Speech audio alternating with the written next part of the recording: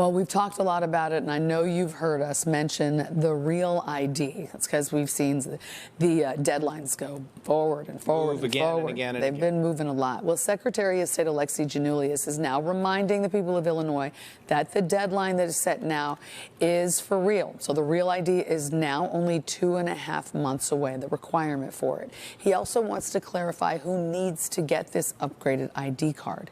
Here's Lexi Sutter. In 75 days, the federal Real ID mandate takes effect. It's moving fast. That's why Hector Roman is standing in a line more than a dozen deep to get his ID ahead of the May 7th deadline. Come and get your real ID because you're going to have problems at the airport. Flying domestically is the main reason for Illinois residents to get a real ID. Secretary of State Alexi Giannoulias held a proactive press conference today to clear up any confusion.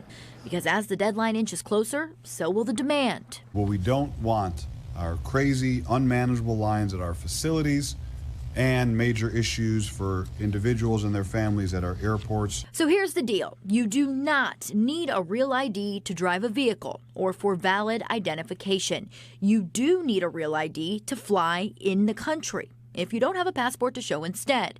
You can still fly, though, with a standard ID card if you show your passport. I don't want to discourage anyone from getting a real ID, but the fact is that not everyone needs a real ID on May 7th, and in some cases, might not ever need one. The Secretary of State says a sizable number of residents have yet to apply for a real ID. So if it's something you want or need, remember to have all the proper paperwork mandated by the federal government. So the question to ask yourself today, do you need that real ID or not? If so, get an appointment on the books. The Secretary of State's office is opening as many as possible to make this a seamless process leading up to that May 7th deadline.